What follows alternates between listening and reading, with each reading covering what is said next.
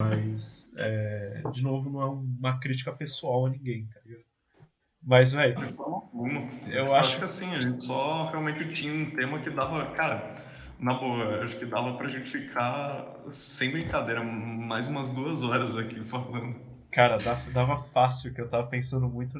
Recentemente eu tenho pensado muito nisso no que faz. Tipo, o que faz alguém se identificar com uma coisa, né? Porque, por exemplo, aqui eu já vou cortar pra fora, provavelmente, do bagulho, tá? Do podcast, mas Aham. é só porque realmente eu queria comentar isso que, por exemplo, eu e você somos brancos, certo? Sim. No contexto brasileiro. Mas no Uhum. contexto americano, a gente é latino. E eu Uhum. tava pensando muito sobre isso também, né? Que, por exemplo, tipo, eu sou árabe, né? Tipo, eu sou Uhum. descendente de árabe. Tem Sim. questão libanesa e síria na família. Só que, por Uhum. exemplo, a identidade de um árabe brasileiro, ela é muito estranha, tá ligado? Porque, tirando Uhum. alguns pontos, um árabe brasileiro não tem nenhuma conexão com um árabe do Oriente Médio, tá ligado? Sim. Aí eu tava pensando É, justamente, eu tipo realmente. assim. ah, Eu falei. não, não, Não, eu é que tava. eu realmente não manjo da parte cultural, assim, do, enfim, da colônia árabe brasileira mesmo. Então, tipo, tudo que você falar pra mim vai ser novidade mesmo. Não, eu penso que assim, tipo assim, tem uns libaneses, por exemplo, o Temer, que ele é bem conectado na, Sim, sim. na comunidade e tal. Mas eu penso que, por exemplo, tipo assim, a gente. Eu falo muito isso pra Má, né? Que eu acho que, por exemplo, o árabe brasileiro, ele é completamente diferente de um árabe americano, tá ligado? Porque a gente Uhum. importou coisas muito específicas e a gente parece que filtrou completamente outras. Tipo, por exemplo, na minha família é cheio de árabe. Cara, eu acho que ninguém é muçulmano. Meu tio conhece um cara que é islâmico, que tem barba e e mais, sabe, Uhum. estereotipão mesmo, sabe? Isso é uma coisa Sim. que no Brasil não tem. Tipo assim, eu não conheço nenhum muçulmano, sabe? E, Uhum. por exemplo, os árabes que vieram para cá, eles se adequaram muito religiosamente, por exemplo. E é uma coisa que no resto do mundo não aconteceu. Porque, como, por Sim. exemplo, os árabes brasileiros vieram há 70 anos atrás, a integração é tipo super normal, sabe? Agora, nos Estados Unidos foi uma migração relativamente mais recente, né? E na Europa, mais recente ainda. Então, Sim. causa uma desconexão muito maior do que um brasileiro, um árabe brasileiro, sabe? E é de novo, é Sim. aquela coisa, tipo assim, você ser árabe, você ser brasileiro e ser descendente de árabe no Brasil, implica que você não tem nenhuma conexão com um americano árabe sem ser a origem, sabe? Uhum. E eu Não, acho que é justamente esse o ponto. Tipo, o que define, o que faz a gente se entender como um tipo de povo, um tipo de cultura, sabe? sim. Não, é engraçado porque assim, a gente tende às vezes a resumir muito certos processos históricos, sendo que, como você citou, né, a imigração árabe para o Brasil se deu por motivos completamente diferentes e em momentos completamente diferentes da imigração para os Estados Unidos. E aí você tem, se eu não me engano, eu vi esse dado faz um ano talvez, de que existiam mais árabes cristãos no mundo, né, mais árabes de religião cristã, né? Uhum. E aí várias vertentes, né, dentro desse negócio, ortodoxos, católicos, enfim, diferentes vertentes do cristianismo, tinham mais árabes cristãos do que judeus no mundo. Então você tem um número realmente gigante e boa parte da imigração dos povos árabes para o Brasil foi desse grupo, se eu não me engano. Sim. Então, pelo que você falou, né? Você tem uma comunidade libanesa no Brasil que é gigante, né? Sim. E se define de uma maneira completamente diferente da. Enfim, não sei, pegar. povos árabes que são pessoas que são de outros países, outras regiões que migraram para a Europa, para os Estados Unidos, eles têm até culturas completamente diferentes. Então, acho que essa tendência de simplificar processos históricos, né, de simplificar momentos que são completamente diferentes uns dos outros, é que também faz acabar caindo em discursos que não necessariamente refletem aí a realidade. Talvez seja o caso desse texto, né? Acho que você depende muito da lente com a qual você assiste o filme. Acho que eu não vi esse preconceito refletido. Pode ser que esse preconceito esteja realmente no filme e eu que tenha visto errado, mas pode ser que ele não esteja e determinadas pessoas vejam esse preconceito presente lá porque é algo que elas veem em outros lugares e elas acham que isso tá refletido lá. Então, não sei, pode Sim. ser. Não, e eu Pode acho que ser. assim, tem uma frase que eu gosto pra caralho que é: pra um martelo, tudo é um prego, tá ligado? Então Sim. eu acho que é justamente, tipo assim, dependendo da sua ótica, Uhum. você vai bater em tudo com a ótica que você tem. Então se você tem, sei lá, uma percepção de que o brasileiro, sei lá, que nem o autor do texto pode ter uma percepção de uma conexão entre a América Latina, é justamente Uhum. porque ele já parte desse pressuposto, sabe? Então, tipo assim, se Uhum. você partir do pressuposto que a conexão da América Latina é somos latinos e somos colonizados, o seu pressuposto é de que sempre que a América Latina é um conjunto. E se você não parte desse pressuposto, você não vai ter nenhum tipo de estranhamento com essa discussão. Justamente porque, que nem eu bato na tecla. Uhum. Eu parto do pressuposto que a América Latina ela não é um conjunto. Começou a ter esse diálogo recentemente, tá? Às vezes eu vejo, sempre no Twitter, né, que eu vejo essas paradas, que como se Sim. tivesse um tipo de identidade latino-americana. Só que essa identidade, eu não consigo ver ela, sabe? Parece a identidade de quem nunca foi para nenhum país da América Latina, sabe? Uhum. Justamente porque, cara, por exemplo, eu gosto muito da Argentina, sabe? E Paraguai e tal. E se Uhum. você olhar como os argentinos são, você eles não têm nem eles têm alguns pontos que a gente tem em conexão com o Brasil, mas a cultura Uhum. argentina ela é completamente diferente da nossa. E quanto mais você conhece de um argentino, mais isso fica nítido, sabe? E dentro da própria Argentina você tem vários tipos de culturas, né? Então é justamente. Cara, é o que eu falei. Se você quiser.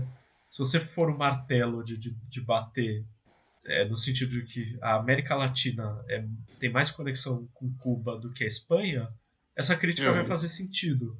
Mas eu acho que é justamente que está partindo de um pressuposto errado, eu acho, na minha opinião.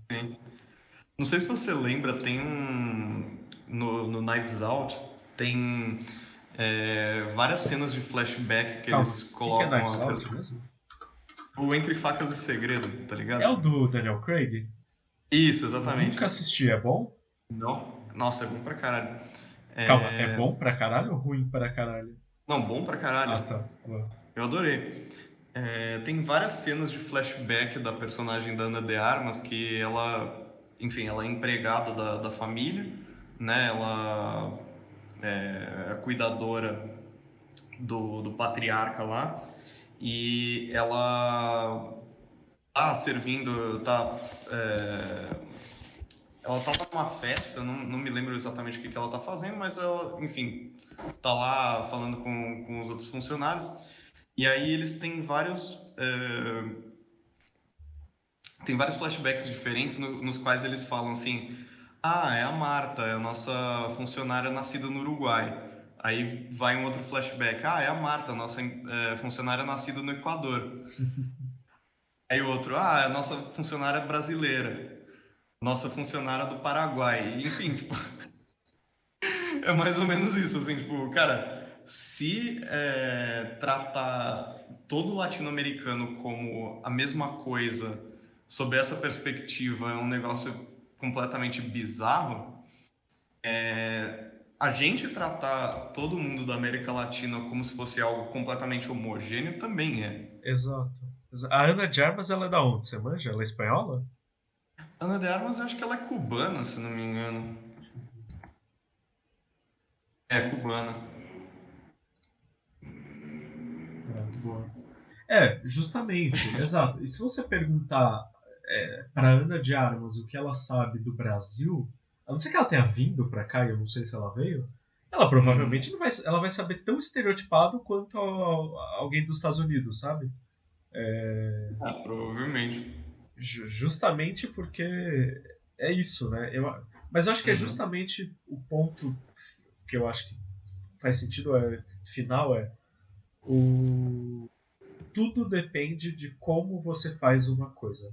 É esse. Eu acho que a crítica tinha que ser não sobre o Javier Bardem a parte da crítica foi, né, sobre o jeito de ser caricaturado, a isso eu não vou poder opinar, mas eu acho da parte de um espanhol retratar um latino-americano, eu acho que é um pressuposto absurdamente esquisito, porque se um espanhol não pode retratar um cubano, ninguém que não seja cubano pode retratar um cubano, sabe? E não é isso que a atuação é. Quando você é que nem, por exemplo, o Tom Holland, um exemplo bobo, né? Mas o Tom Holland é britânico. E eu nunca soube disso. Porque ele não tem nada de britânico, ele não tem sotaque, ele não tem nada de britânico. Uhum. Pelo menos na ótica de um brasileiro sobre o que é um britânico, justamente voltando a esse ponto. Mas é, isso implicaria. É porque os Estados Unidos eles não têm uma ótica negativa sobre a colonização. Né? Na América Latina a gente tem. Uhum. A gente tem uma ótica, sei lá, no Brasil tem um certo tipo de. Não é remorso, como chama? Não é amargura exatamente. Mas você tem um pouco Sim, você tem um pouco de bode de português, tá ligado? Não sim, necessariamente sim. uma coisa que todo brasileiro tem, mas é um sentimento que existe. Não sei se é um sentimento que existe em Cuba em relação aos espanhóis, tá ligado? Não faço Uhum. ideia. Mas toda vez que alguém propõe essa a identidade latino-americana, ela parte de uma ótica que quase sempre é de colonização. E é uma ótica muito Sim. esquisita, porque o que faz dois povos terem qualquer tipo de relação não é quem colonizou o país, sabe? E se essa for a ótica, o Brasil não tem porra nenhuma a ver com ninguém da América Latina. Justamente porque não tem. Porque a cultura portuguesa não tem nada a ver com a cultura espanhola, sabe? Sim. A gente sempre acaba voltando nesse ponto, assim, a identidade dessa região, ela consegue se refletir até em que aspecto, sabe? E por mais que, assim, eu tenha, por vivência mesmo, né, tido contato com outras pessoas da América Latina, então eu descobri que a gente tem muitas gírias em comum com a Venezuela, uma coisa que eu nunca imaginaria, sabe? Você tem muito o que em comum? O Brasil tem muita gíria em comum com a Venezuela. Sério? Sim, Cacete. Tipo o quê? Você manja? Você lembra? cara, se eu não me engano, legal é uma coisa que meio que, tipo, essa gíria legal de, pô, coisa da hora, existe só aqui e lá. E tem algumas outras coisas que eu não me lembro exatamente o que que eram, é, mas é bem curioso, assim, até o sotaque espanhol de lá também é algo mais próximo do português brasileiro da região norte, sabe? Entendi. Então, não sei, tem um pouco dessa troca, assim. Sim. Coisas que a gente não imagina, né? Não é algo intuitivo. Por exemplo, eu já fui muito pra Argentina, especialmente na fronteira, né? Que eu fui muito pra Foz do Uhum. Iguaçu. Uhum. Aí você tem algumas cidades. Tem uma cidade, eu não lembro qual é o nome da cidade. Puerto Iguaçu, eu acho que é. Que é a Uhum. cidade que faz fronteira com o Brasil, né? Sim. E no Paraná, né, no caso. E, Uhum. cara, se você for lá, você literalmente paga em real, fala português, os caras, o Aham. sotaque deles é muito menor do que o resto da Argentina, sabe? Você pode Uhum. literalmente ter uma conversa em português com o cara, ele vai entender absolutamente tudo que você falar, sabe? Sem tirar nem pôr. Não tem, sabe? E os trejeitos deles, sei lá, se você for no Paraguai, na cidade que faz fronteira com o Brasil, em Porto Iguaçu, os trejeitos deles são meio misturados com o Brasil, sabe? Você Nossa. é engraçado ver isso. Se você vai no Paraguai, tem, você vai lá, cara, por exemplo, tem uma história que é engraçada que a gente chegou, eu fui eu e a Mar, né, pra Argentina. Aí a gente chegou lá, atravessou a fronteira. Aí a primeira coisa que aconteceu chegamos na cidade, chegou um cara assim com um monte de meia na mão, né, pacote de meia. Aí o Aham. cara, tipo, chegou assim, querem meia, querem meia? Tipo, com um portunhol, mais ou menos, né? Aí Aham. ele, 3 por 10. A gente, não, obrigado. 4 por 10. Aí, não, não, obrigado. 5 por 10. O cara ficou nesse vai e vem, né, do de negociar, né, e tal. Aí, Aham. primeiro de tudo, a gente acabou só indo embora e no final das contas, era, tipo assim, sei lá, 10 meias por 10 reais. A gente se arrependeu de não ter comprado. Mas foi uma experiência que basicamente é como se você estivesse na 25 de março, sabe? Sim. É uma experiência você ir para o Paraguai e você ir se você ir para a cidade do Paraguai que faz fronteira e você ir para a cidade da Argentina que faz fronteira são uma situação que não é muito estranha. Você não se sente desconfortável nem perdido, sabe? É engraçado. Agora, quando a gente foi Aham. para o meio da Argentina para Buenos Aires, é completamente diferente. Porque justamente não tem tanta essa troca de cultura, sabe? Sim. Não, aí é um negócio mais homogêneo, né? Lá dentro. Exato. E mesmo a Argentina, ela não é tão homogênea, porque uma coisa que é engraçada é que você tem, sei lá, povos indígenas na Argentina, né? E você tem povos, tem grupos, né, descendentes de europeus, Uhum. que literalmente se consideram brancos, sabe? E Sim. até meme na internet essa parada que, tipo assim, o cara, eu sou branco, eu sou europeu, que nem vocês, o cara é argentino, sabe? Porque um europeu, um espanhol não necessariamente vai ver o argentino como um branco europeu, tá ligado? Pode ser que sim, pode ser que não, Sim. mas não é e de fora, no resto da Europa, menos ainda, sabe? Um alemão, talvez um alemão não vá nem ver um espanhol como um branco, vai ver como um latino. E, e na Argentina você tem todo um grupo de pessoas que se consideram brancas, vai. É como se fosse, sei lá, os caras no sul do Brasil que só porque é descendente de alemão se consideram brancos também e são latinos, sabe? Sim. É, Não, é é, muito então, engraçado isso, sabe? Eu acho muito exatamente peculiar. igual. A gente tem, tipo, comunidade alemã e italiana muito forte aqui que, enfim, né? Claro que acho que se for para lá e tiver ambientado na Europa, poderia se confundir com um local. Mas para eles, eles vão considerar os caras europeus também? Exato. Essa é a Eu, questão. Também tem um negócio relacionado a filme com isso que eu nunca tinha pensado, né? Você tem, por exemplo, caso de história de filme, série brasileira que se passa, por exemplo, no Rio Grande do Sul e tal, Santa Catarina, interior de Santa Catarina, em que os personagens eles têm todo o sotaque carioca, né? E uma coisa que ninguém mais perceberia além do próprio brasileiro, por conta dessas diferenças regionais que a gente tem, né? Então, o próprio brasileiro tem uma diferença muito grande. exato, exato. Tipo assim, se você olhar a cultura brasileira como ela é moldada nos filmes, todo mundo é Uhum. carioca nessa porra. E porque basicamente você tem o Projackstão, é, a Globo, ela comanda a produção nacional de filmes praticamente sozinha, né? Toda a cultura cinematográfica brasileira, ela é quase inteira carioca.